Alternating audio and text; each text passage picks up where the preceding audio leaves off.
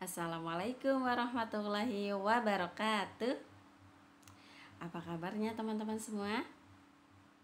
Ya, alhamdulillah, semoga selalu diberikan kesehatan ya oleh Allah, dan selalu ceria dan semangat untuk tetap belajarnya. Ya. Oke, teman-teman, bertemu lagi dengan Ustazah Yuli dengan pembelajaran fikih dengan materi wudhu.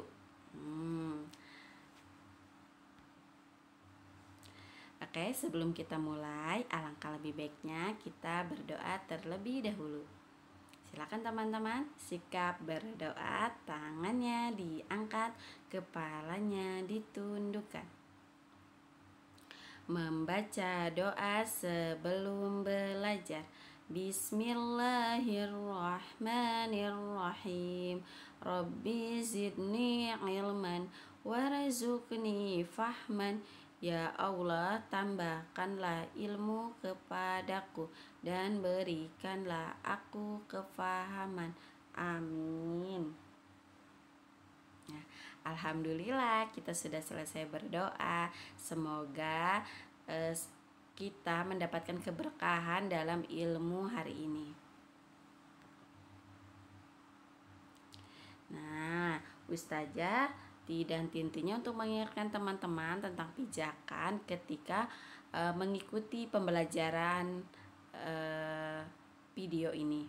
Yang pertama, teman-teman pastikan fokus menonton video pembelajarannya hingga tuntas. Lalu, pastikan memahami dan menyimak video pembelajarannya. Dan yang ketiga, pastikan mengerjakan tugasnya hingga tuntas. Dan yang terakhir, pastikan didampingi selama proses pembelajaran video ini.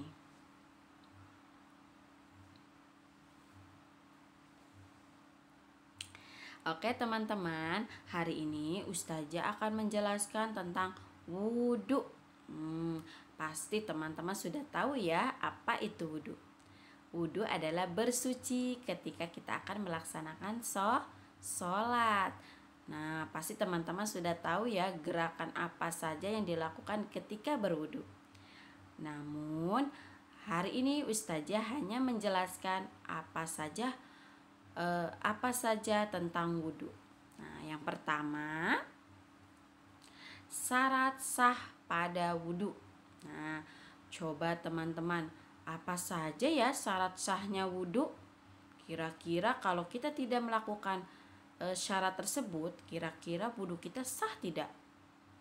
Apa yang terjadi ketika tidak sah? Berarti wudunya harus diulangi kembali. Nah, apa saja ya? Yang pertama,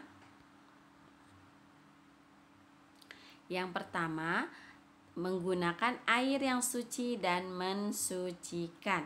Nah, kemarin Ustazah menjelaskan tentang jenis-jenis air yang bisa digunakan untuk berwudu atau untuk bersuci. Yaitu ada air apa? Ada air sumur, ada air sungai, laut, hujan, embun. Ada air apa lagi? Air salju. Nah, itu adalah air yang dibolehkan untuk berwudu. Lalu yang kedua, airnya harus lebih dari 2 kulah. Nah, kalau misalnya kurang dari 2 kulah, terus airnya sudah tercampur dan berubah warna, rasa dan baunya, maka air tersebut sudah tidak bisa digunakan lagi. Nah, sekarang syarat yang kedua yaitu menghilangkan benda yang menghalangi sampainya air ke kulit. Maksudnya apa ya? Nah, maksudnya adalah contohnya ya, misalnya teman-teman nih biasanya anak perempuan suka pakai kutek. Nah, kutek itu adalah cat kuku. Nah, cat kuku itu adalah ketika kita menggunakannya di kuku, lalu kita mau berwudu nih. Nah, ketika berwudu, maka air wudunya tidak bisa menyentuh kuku karena kukunya terhalang oleh cat kuku. Sehingga teman-teman kalau mau berwudu, cat kukunya harus dibersihkan terlebih dahulu baru bisa melaksanakan wudu. Kalau tetap dilaksanakan sedang menggunakan kutek atau cat kuku, maka wudunya tidak sah dan sholatnya pun tidak sah. Nah, itu ya. Lalu contoh yang lainnya, misalnya ada hansaplas atau perban yang membalut tubuh kita. Nah, itu tidak boleh juga. Nah, harus dilepas dulu. Atau benda lain seperti cat tembok. Nah, menempel di tubuh kita. Maka cat tersebut harus dibersihkan terlebih dahulu.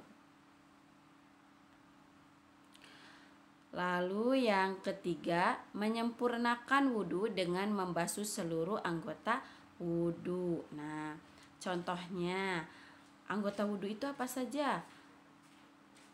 Ya, contohnya seperti misalnya membasuh tangan. Nah, membasuh tangan itu harus sampai siku. Kalau misalnya kurang tidak melewati siku, maka wudhunya tidak sah dan harus diulangi kembali. Dan contoh yang keduanya seperti membasuh kaki. Nah, membasuh kaki itu kan batasnya sampai mata kaki. Namun kita membersihkannya tidak sampai mata kaki, maka itu tidak sah wudhunya. Harus diulangi kembali. Lalu apa saja ya yang wajib wudhu? Nah, yang pertama, ketika kita mau berwudhu, pastikan teman-teman sudah niat di dalam hati. Nah, niatnya itu bagaimana? Nawaitu wudu'a li rafil hadasi asghari fardolillahi ta'ala. Kalau tidak hafal doanya, boleh menggunakan bahasa Indonesia. Saya niat berwudu untuk membersihkan najis kecil karena Allah. Nah, itu niatnya ya. Lalu yang kedua, membasuh wajah. Batasan wajah adalah pangkal rambut sampai bawah dagu dan kedua telinga dari kedua sisi. Jadi teman-teman, dari tumbuhnya rambut, ini batas wajah. Lalu sampai ini telinga dan dagu. Nah, ini harus dibasuh. Jangan sampai ketika kita membasuh hanya bagian depannya saja, ininya tidak kebasuh, maka wudhunya tidak sah, harus diulangi kembali. Lalu yang ketiga, membilas kedua tangan sampai siku. Nah, kalau lebih tidak apa-apa, namun kalau kurang harus diulangi kembali. Nah, siku itu bagian ini teman-teman. Nih bagian ini. Nah, ini adalah siku. Jadi kita wudhu harus sampai siku, sampai sini. Nah, kalau lebih tidak apa-apa, tapi kalau kurang tidak boleh, harus diulangi kembali. Lalu yang keempat yaitu mengusap kepala. Nah, mengusap kepala itu dari tumbuhnya rambut sampai ke belakang. Nah, sampai ke belakang. Kalau tidak, yang paling sedikit itu hanya bagian depannya saja.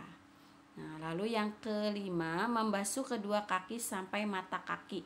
Nah, lihat ya teman-teman contohnya. Nah, itu mata kaki itu yang ada yang menonjol di bagian kanannya.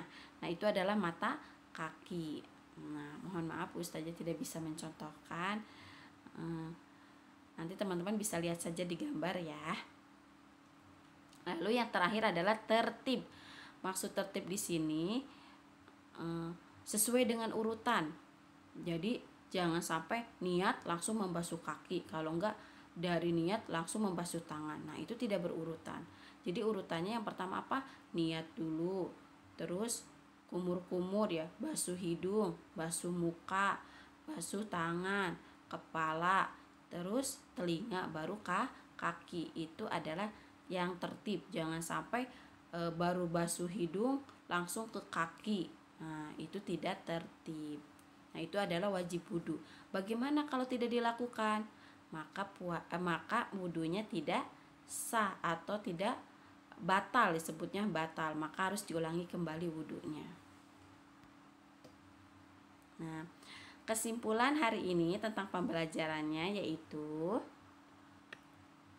dengan kita terus berwudhu dengan baik, maka akan mencegah tubuh kita dari kuman dan bakteri. Nah, ternyata manfaatnya ada ya teman-teman dari kita berwudhu. Yang pertama, agar tubuh kita selalu bersih, tidak kena kuman, bakteri. Berbeda dengan orang yang tidak sering berwudhu. tubuhnya tidak pernah dibasuh air, maka banyak bakteri dan kuman pada tubuhnya. Lah, itu untuk kesehatan. Sedangkan untuk yang lainnya yaitu wudhu dapat mensucikan diri dari hal yang najis secara tertib dan benar.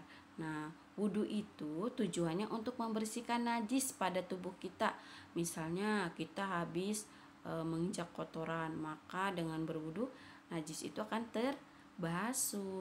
Lalu misalnya kena najis yang lain, nah dengan bersuci maka tubuh kita akan selalu bersih dari najis. Dan dilakukannya juga harus tertib dan benar, harus berurutan. Nah, itu adalah tentang wudhu. Hikmahnya, lalu apa hikmah di balik wudhu itu ya? Kenapa kita harus berwudhu? Ternyata wudhu dalam segi keakhlakan,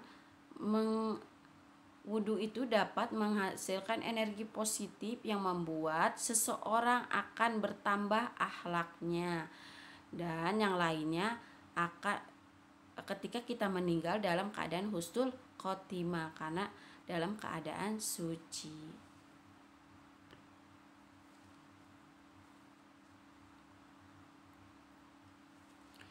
Nah, silakan teman-teman simak proyek hari ini adalah teman-teman silakan menyebutkan dan melafalkan kembali yang termasuk ke dalam wajib wudhu dengan dibuat video. Ingat ya teman-teman, yang disebutkan itu adalah wajib wudhunya. Nah, tadi apa? Ada 6. Yang pertama niat, kedua membasuh wajah, ketiga membasuh kedua tangan sampai siku, lalu yang keempat membasuh kepala, dan yang kelima membasuh kaki sampai mata kaki, dan yang terakhir tertib. Silakan hafalkan yang 6 itu ya. Lalu divideokan oleh Bunda. Ingat, dihafal terlebih dahulu, dilafalkan dulu, diingat-ingat, baru dibuat videonya agar teman-teman materi yang Ustazah sampaikan teman-teman benar-benar mengingatnya dan melafalkannya di dalam hatinya. Nah, jadi teman-teman silakan dilafalkan dulu bersama Bunda, baru kalau sudah hafal baru dibuat videonya.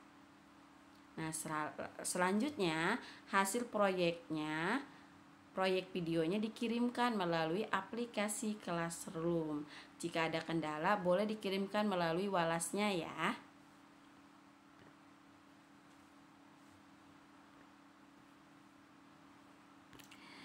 Nah, informasi hari ini sudah selesai. Semoga ilmu hari ini bermanfaat dan teman-teman lebih lebih khusyuk lagi dalam berwudunya, tidak tergesa-gesa dan terburu-buru. Karena apa?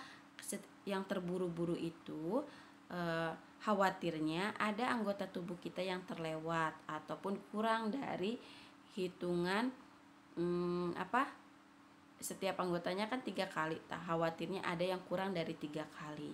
Nah, itu adalah tentang wudhu. Dan selanjutnya silakan teman-teman bisa aplikasikan di rumah ya tentang wudhunya, karena wudhu itu selalu kita praktekkan setiap harinya, karena kalau kita tidak berwudhu maka sholatnya tidak akan sah. Nah, makanya teman-teman wudhunya harus benar dulu. Nah, dilatih dari sekarang. Semoga bermanfaat ya ilmu Ustazah. Nah, yuk teman-teman, kita tutup kegiatannya dengan sama-sama mengucapkan hamdalah. Sikap berdoa, tangannya diangkat, kepalanya ditundukkan. Alhamdulillahirabbil alamin. Segala puji bagi Allah, Tuhan semesta alam. Ya teman-teman, Ustazah pamit. Assalamualaikum warahmatullahi wabarakatuh.